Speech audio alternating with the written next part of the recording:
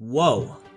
What a week. The amount of upsets and crazy games that we had were just insane. And honestly, I don't even want to spend any more time beating around the bush. Welcome to another episode of the 7-second summary.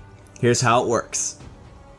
I'm going to go through every team in the Overwatch League in alphabetical order and tell you my thoughts on how they did in the past week. The catch? I have just 7 seconds to talk about each team. As I go through, there will be 5 components on the screen. The first will be the logo of the team that I'm talking about, and below that I'll put their overall match scores as well as their overall placement. Then I'll have the results of their games for the past week and my thoughts, just a transcript of what I'll be saying, and finally a score overall from 1 to 10. When I'm done, I'll take my teams with the 3 highest and 3 lowest scores and talk about them in more depth and tell you why I thought they were so high or so low. To end off the video, I'll take a look at next week's matches and recommend 1 match per day and why I'm excited for it. If you can only watch 1 match a day, these are the ones you watch, in my opinion. It's also worth mentioning that if a team didn't play this week, I won't be talking about them. With that out of the way, let's get started. You can only lose so many map 5s. Of course your 1 win is a reverse sweep. In a league with tons of variables, you're at least better than the Fuel. In a league with tons of variables, you're worse than the Hunters. You doubled your total wins this week. Not bad. Charge. Staying just out of the Pepega tier, as always. I'm actually gonna say it. This team is good. Beating the Shock, losing to the Mayhem, makes sense. It's frustrating because I know they could be so good. You lost the battle for 5th place. I won't hold it too hard against you. Anyone got a feeling of deja vu? It's fair to say that this team is more prepared for a meta change than, say, the Titans. Just as you started to grow on me. All you need is a shot at the playoffs, right? Another 8-0 week. The Shock mean business again. A tough game against a number 4 team that they just barely lost. Respectable. Yeah, I didn't see the Valiant coming either. The only reason why you're not bottom 3 is because you were there last week. The streak ends. Questions rise, but no reason to panic yet. You were so close. This close to greatness. Defeat. After 2 stages of at least decent play, where they look to be a good playoff contender, Stage 3 has been rough for Dallas. Now, to be fair to them, the Fuel haven't had an easy time. So far this stage, the Fuel have gone up against the Gladiators, the Titans, the Spark, and the Hunters twice. Their only win so far has been against the Justice, and they still have NYXL to go. This has not been a kind schedule to them, but like I've been saying a lot, you can only chalk up so many excuses to the Fuel for strength of schedule. Because if you want to be seen as a true playoff contender, you need to be winning some of these games. At the very least, you need to be putting up a fight.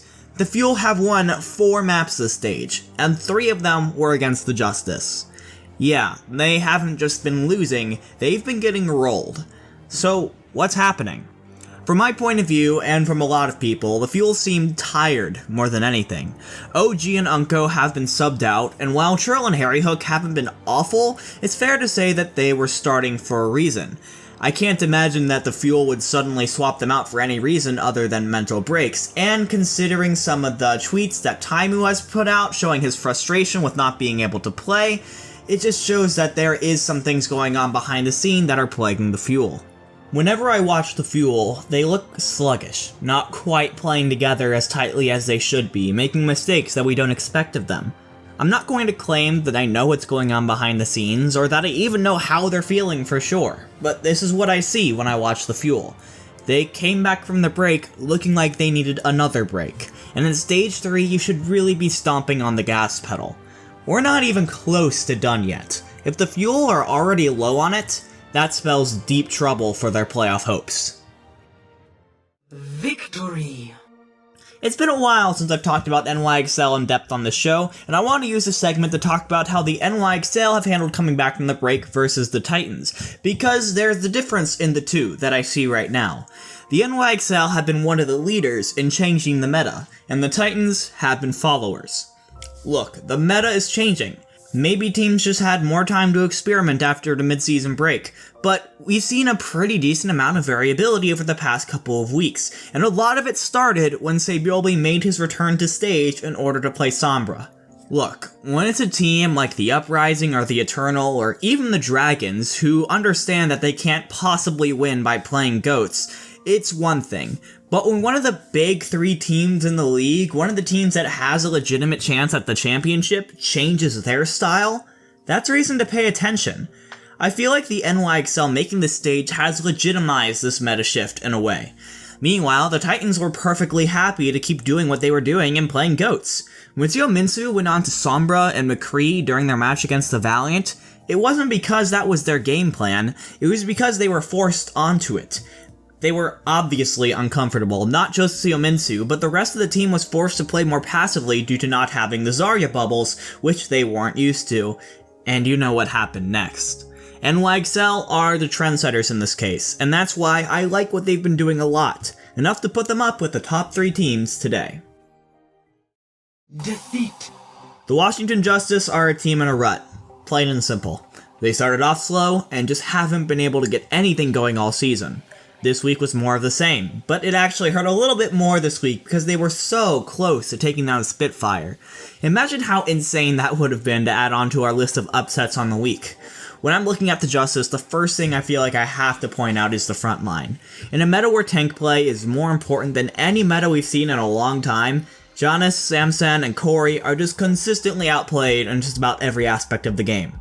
Actually, I would highly recommend those who are interested to watch Chrono Dota's video analyzing Janus' main tank play. He does a really good job of explaining step by step where these team fights go wrong for the Justice, which doesn't just include Janus, but the team as a whole. Give it a watch if you're interested in looking at the Justice and seeing what their mistakes are. I'll put the link into the description. As far as this week though, the Justice came up short, just like always. It's unfortunate. Victory.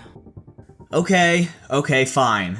The Hangzhou Spark are not just the anime team, okay? I said it. They're slowly climbing out of that stereotype, and I couldn't be happier about it.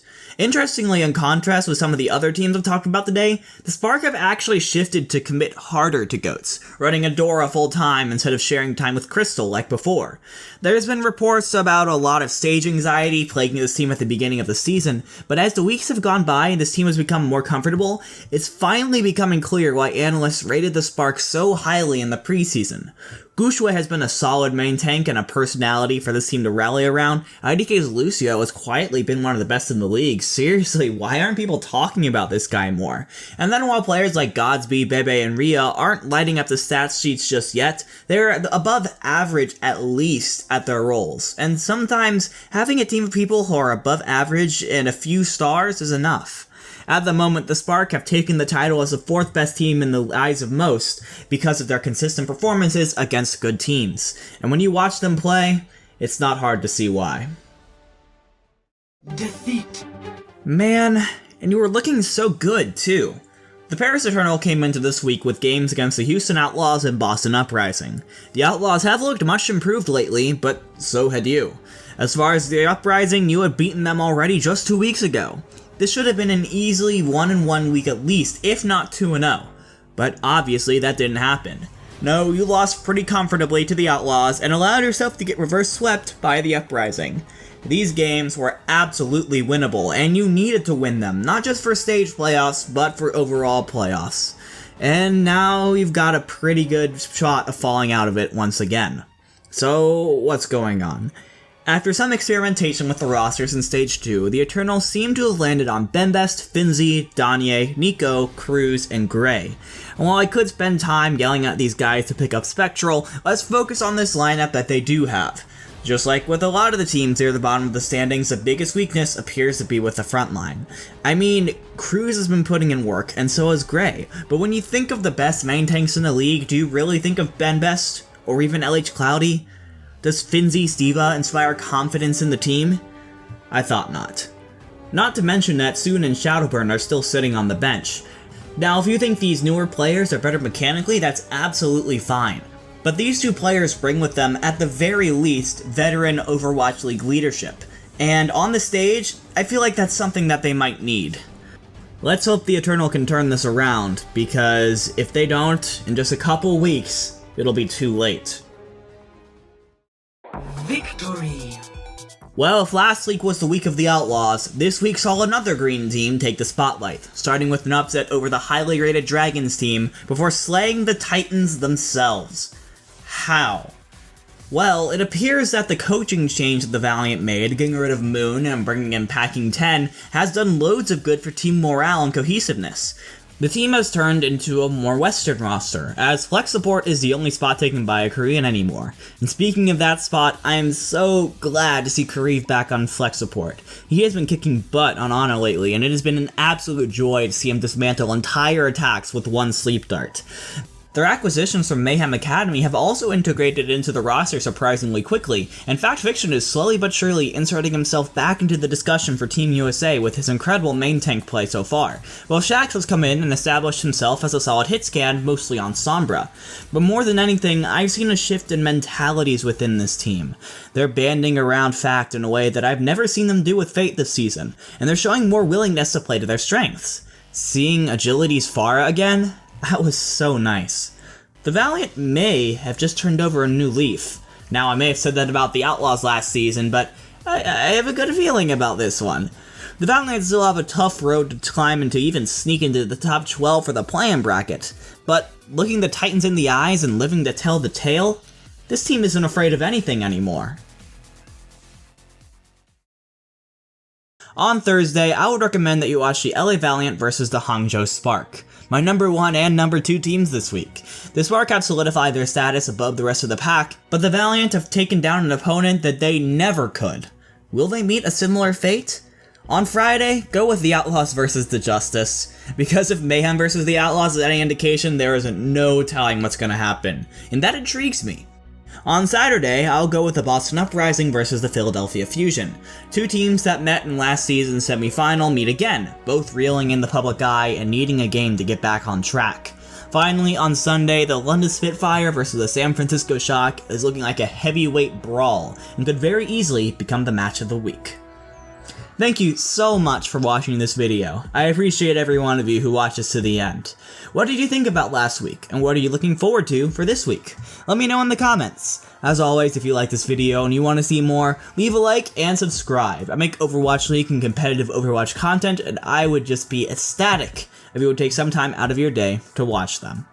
Until next time though, that's all from me. Don't get tilted.